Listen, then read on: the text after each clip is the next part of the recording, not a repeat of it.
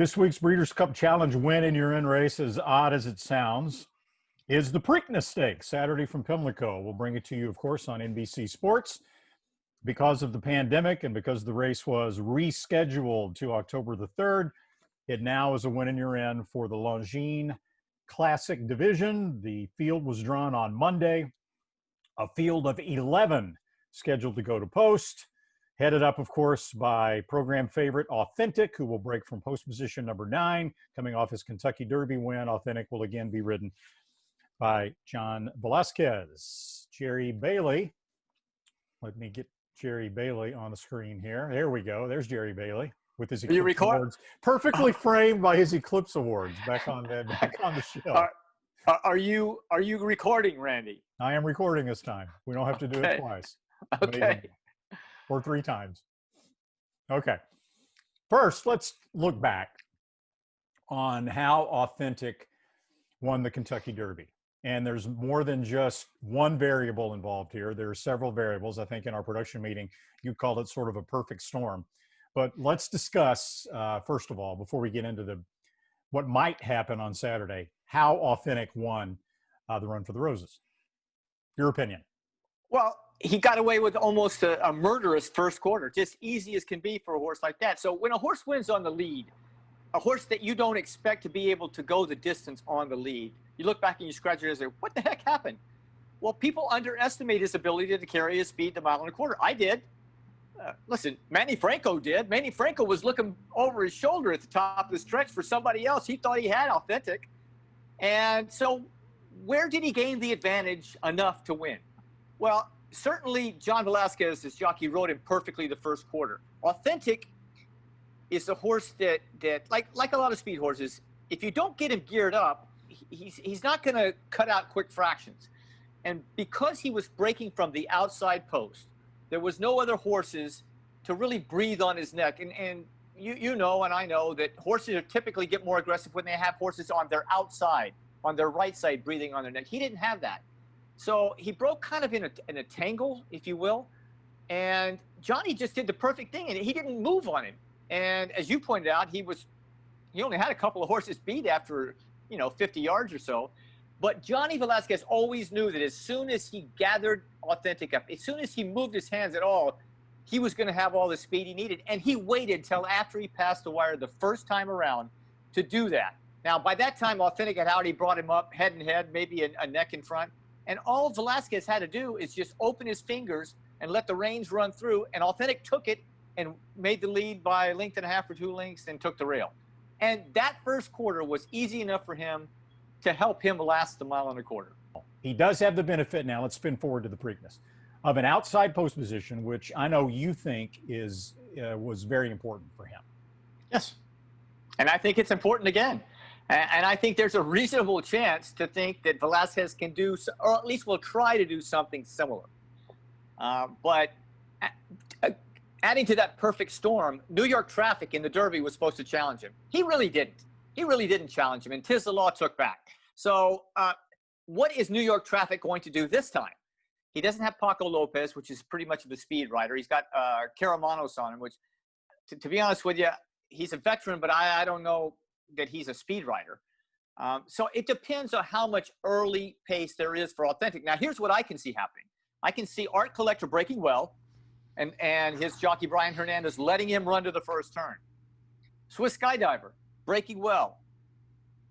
Robbie Alvarado letting her run to the first turn. New York Traffic breaking well.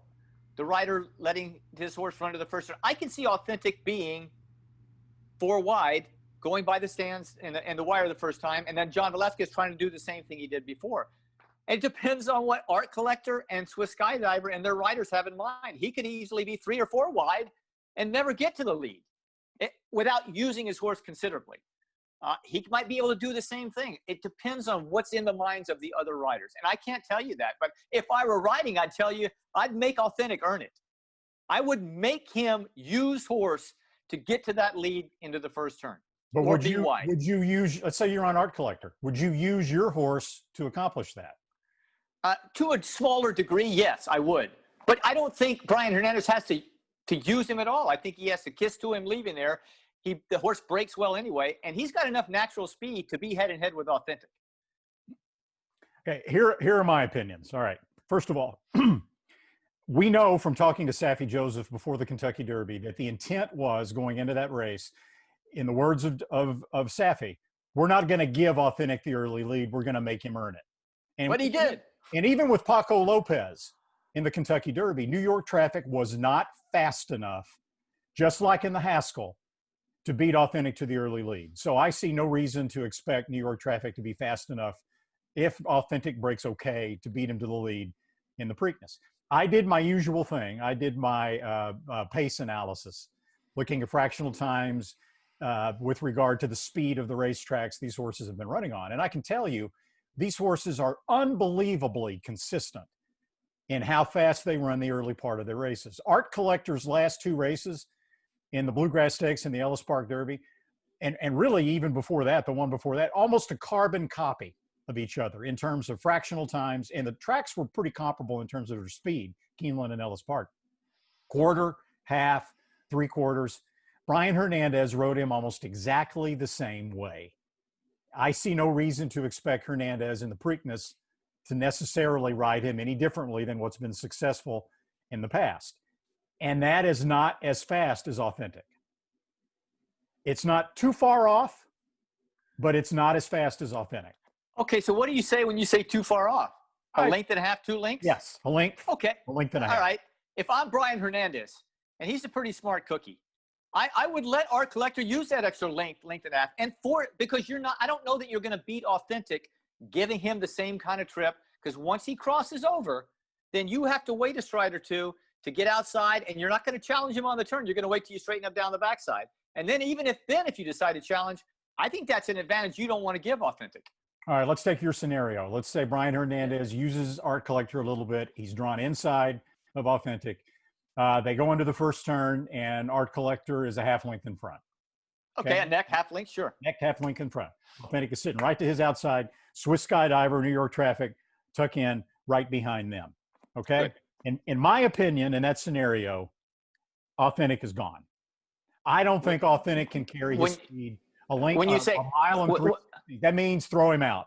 I don't think Authentic can win at a mile and 3/16 against Art Collector in that scenario, going head to head with Art Collector. Art Collector's shown he can run hooked on the front end or sit just a little bit off the pace, just as effective. He's very versatile. To me, that takes Authentic kind of out of his game, which would be the intent of Brian Hernandez, to take Authentic out of his game, right? Now, do you think Art Collector can win being hounded by Authentic around the first turn down the backstretch? I don't know. I don't know the upside of Art Collector. I think he's real close to having his run as fast as Authentic, and I think I would try it.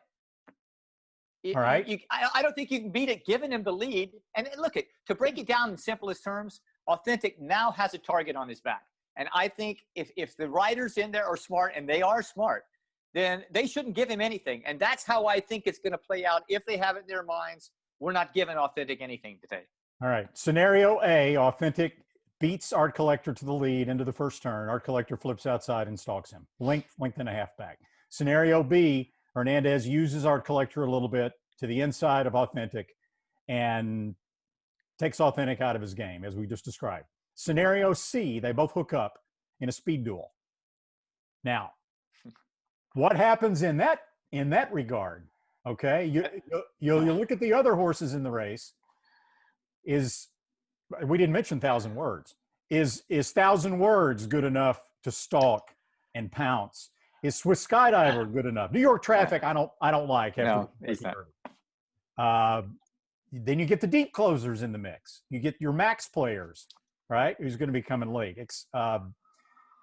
Pneumatic, right? That's a horse that would stalk, and if it's a quick pace, his stalking would be 4 or 5 off the lead, maybe 6. He's the horse that might be able to pick up the pieces. There's another scenario that could happen too.